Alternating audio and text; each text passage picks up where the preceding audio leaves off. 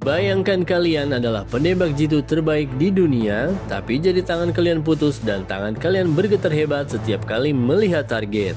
Itulah neraka yang dialami oleh Thomas Beckett. Namun saat dia baru saja ingin pensiun, sebuah misi bunuh diri memaksanya kembali ke hutan Vietnam untuk satu tujuan, menembak mati sahabat karibnya sendiri yang selama ini dianggap sudah tewas.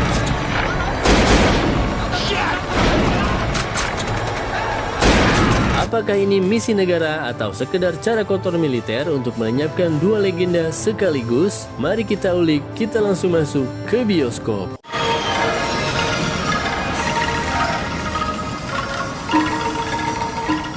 Thomas Beckett adalah sisa-sisa kejayaan yang mulai terlupakan di era peperangan modern. Di pangkalan marinir Amerika, sosoknya lebih sering terlihat seperti monumen berjalan daripada seorang prajurit aktif. Namun, reputasinya sebagai penembak jitu dengan rekor eliminasi tertinggi tetap tak tertandingi.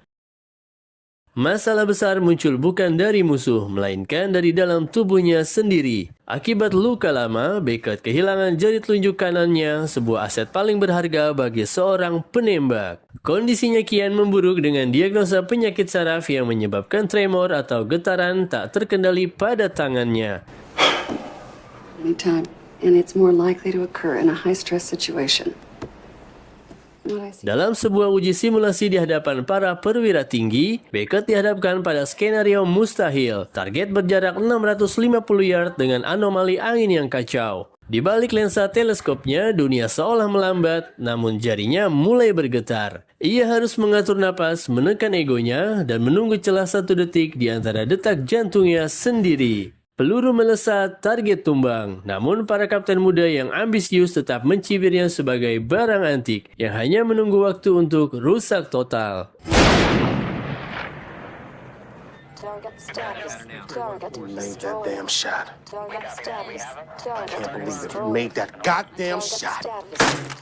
Di tengah ancaman pensiun paksa, Jenderal Avery, seorang pria yang memandang prajurit tak lebih dari sekedar bidak catur, memanggilnya. Avery memberikan sebuah dokumen usang yang membuat darah Beckett berdesir. Target barunya adalah Paul Finnegan. Bagi dunia, Finnegan adalah pengkhianat yang membangun kekaisaran kriminal di Vietnam. Namun bagi Beckett, Finnegan adalah sahabat yang pernah menyelamatkan nyawanya, pria yang ia lihat gugur di depan matanya sendiri.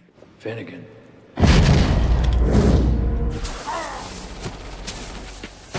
Bertahun-tahun lalu, dalam sebuah operasi yang gagal total, Avery meyakinkan Beckett bahwa Finnegan telah berubah menjadi monster bernama The King Cobra yang memperdagangkan nyawa manusia demi keuntungan pribadi. Dengan berat hati dan rasa penasaran yang menyiksa, Beckett berangkat menuju tanah yang pernah hampir menenggut nyawanya, yakni Vietnam.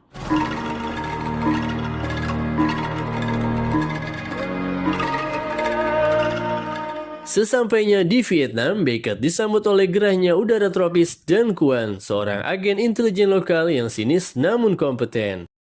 Quan memperkenalkan Beckett pada sisi gelap Vietnam yang tidak ada di peta wisata. Di sini, kekuasaan Finnegan sangat absolut. Ia tidak hanya menguasai pasar gelap, tapi juga membeli integritas para penegak hukum. Beckett dibawa ke sebuah hotel yang menghadap langsung ke pusat hiburan malam. Tempat transaksi besar antara Finnegan dan sindikat senjata internasional akan berlangsung. There, you see that roof? Ketegangan mulai merayap saat Beckett melakukan survei lapangan. Jarak tembak dari atap gedung ke klub malam tersebut hanya sekitar 300 meter. Jarak yang bagi Beckett muda adalah tugas remeh, namun bagi Beckett yang sekarang adalah sebuah ujian nyawa.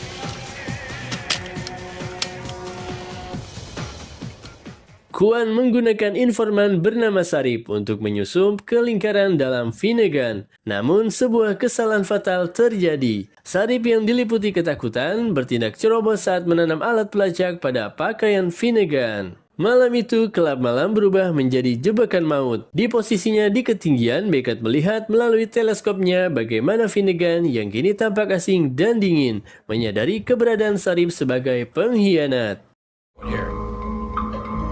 A lot of young men didn't come back. Saat Beckett hendak menarik pelatuk untuk mengakhiri segalanya, saraf tangannya mendadak kaku dan bergetar hebat. Fokusnya pecah dan teleskopnya mengalami gangguan teknis di saat yang paling krusial. Alih-alih mengenai Finnegan, peluru Beckett justru menghantam tamu asing di sebelahnya. Kekacauan meledak. Finnegan menghilang di balik kerumunan pengawalnya, sementara Sharif tewas di tempat dengan cara yang brutal. Kwon dan timnya terjebak dalam baku tembak di lantai dansa. Beckett, meski dalam kondisi fisik yang tak prima, berhasil melumpuhkan beberapa penyerang dari kejauhan untuk memberikan ruang bagi Kwon untuk melarikan diri.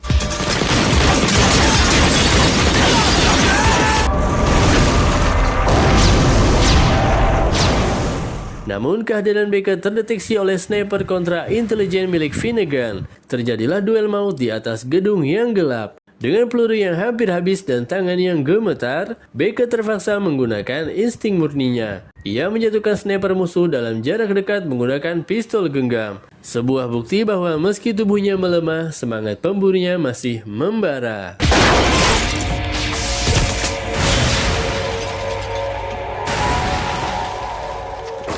Harapan akan bantuan dari markas besar Amerika sirna seketika. Jenderal Avery menyadari bahwa kegagalan misi ini dapat mencoreng namanya dan memilih untuk membuang Beckett. Ia melaporkan secara resmi bahwa Beckett telah tewas dalam tugas, memutus semua jalur komunikasi dan membiarkan Beckett serta Kwon membusuk di tangan polisi Vietnam. Soaking up Asian culture. Di dalam penjara, Beckett disiksa demi informasi yang tidak ia miliki. Ia melihat sendiri bagaimana otoritas lokal bersulang bersama anak buah Finnegan. Namun Finnegan belum selesai dengan Beckett. Sebuah serangan bom yang dirancang untuk melenyapkan semua bukti termasuk Beckett justru menjadi celah bagi sang sniper untuk meloloskan diri.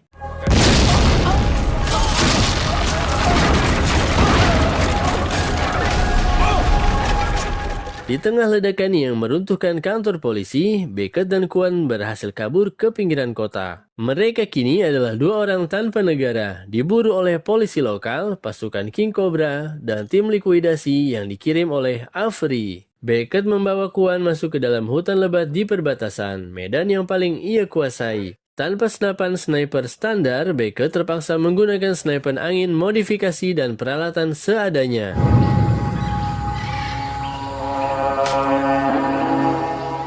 Disinilah narasi berubah menjadi kisah bertahan hidup yang primitif namun taktis. Beckett menunjukkan pada Kwon bagaimana seorang sniper bekerja dengan alam. Satu persatu tim pemburu yang dikirim Avery dan pasukan Finnegan tewas tanpa pernah melihat siapa yang menembak mereka. Hutan Vietnam kembali menjadi saksi bisu kehebatan sang legenda yang terluka.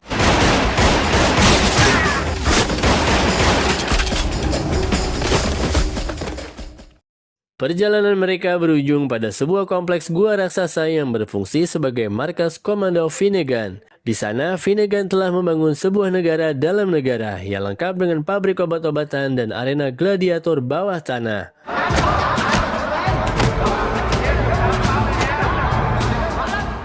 Kwon tertangkap saat mencoba menyusup ke dalam pusat kendali. Dan Beckett dipaksa keluar dari persembunyiannya untuk menyaksikan sahabatnya disiksa dalam arena tarung bebas. Disinilah konfrontasi ideologis terjadi. Finnegan dari balkon tinggi di dalam gua berteriak kepada Beckett yang bersembunyi di kegelapan. Ia mengungkapkan alasan pengkhianatannya. Ia hanyalah produk dari sistem yang sama yang sekarang sedang mencoba membunuh Beckett. Finnegan adalah cerminan masa depan Beckett jika ia tetap setia pada negara yang tidak menghargainya. Ketegangan memuncak saat Finnegan menggunakan Kwon sebagai perisai hidup, menantang Beckett untuk melakukan tembakan mustahil dalam kondisi cahaya yang minim. Beckett dengan tangan yang kini tampak tenang karena ketetapan hati yang bulat menyadari bahwa ia tidak bisa menembak Finnegan secara langsung tanpa membunuh Kwon. Namun, ia memperhatikan posisi salah satu anak buah Finnegan yang berdiri di sudut tertentu dengan jari tangan tegang pada pelatuk senjatanya. Dengan perhitungan yang luar biasa, memanfaatkan pengetahuan tentang anatomi saraf yang ia pelajari dari dokternya sendiri, Beckett menembak urat tangan si penjaga tersebut.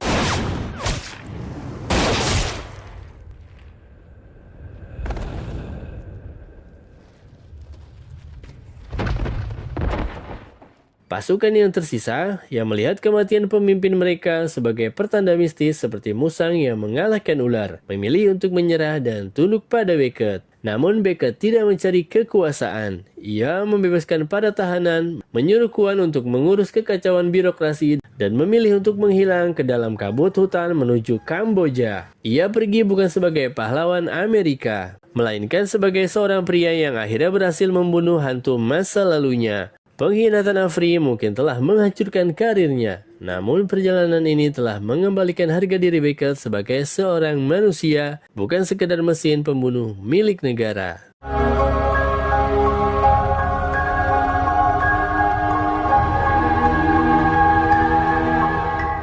Terima kasih sudah menonton. Jangan lupa klik like, komen, dan subscribe serta di-share kepada tetangga terdekat. Sampai jumpa di video selanjutnya.